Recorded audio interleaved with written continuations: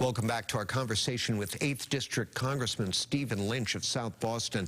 Congressman, obviously, federal funding is crucial to Massachusetts in so many different levels. You were over at UMass Boston the other day celebrating funding for a bunch of projects in your district. Congratulations on that.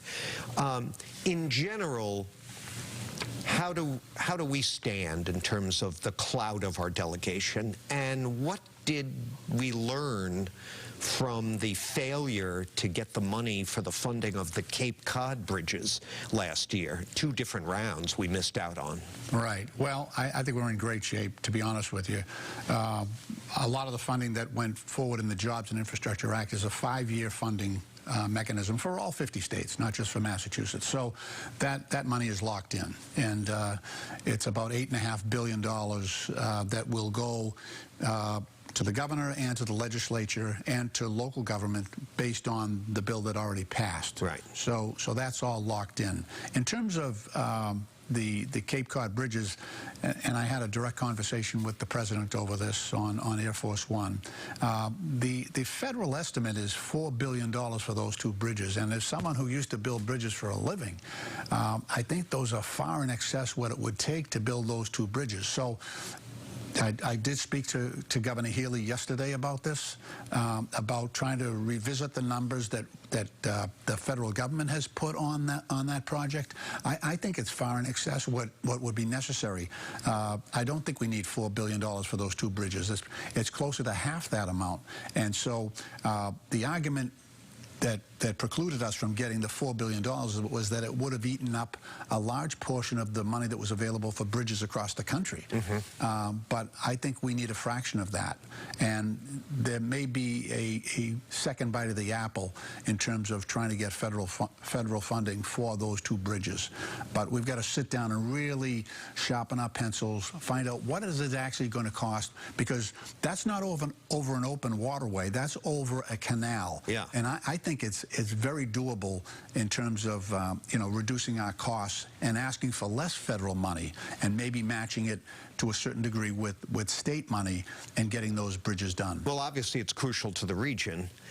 There's no big dig hangover, is there, in terms of resentment within D.C. and suspicion of our numbers and our grant applications? No, I don't believe so. I don't hear any of that. Okay. I think too much time has passed. And remember, this was a national infrastructure bill, and so, close to $2 trillion. And so everybody realizes, especially on the eastern part of the country where our infrastructure is much older than the far west, that we've gone a long time without really rebuilding our infrastructure, and this is truly needed. I want to use our final minute to revisit an issue it seems I'm always asking you about when you're here, but that reflects, I guess, on the era we're in Washington, and that is what it's like in the House in terms of partisan relations. Last time you were here, you offered a bleak assessment. Is it the same? Well, we've got our challenges, but I must say that a lot of the animosity is within the Republican Party, the 30 insurgents, if you will.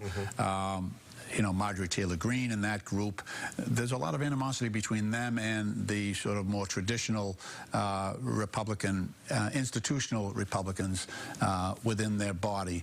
And I think that redounds to our benefit on the Democratic side, that it allows us to exploit the numbers, because it's very close in terms of the differences. They have, I think, 7 more members than we do, so it almost forces collaboration. You're going to see that, I think, in this debt limit debate.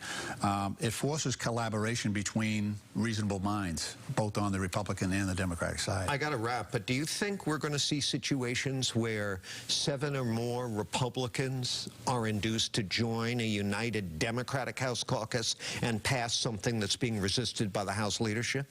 I would say that not necessarily in those numbers, but I think there will be collaboration where Democrats get part of their agenda because the Republicans need to get to 218. So I think it's set up for the possibility of collaboration in spite of the rhetoric and everything else that's going on.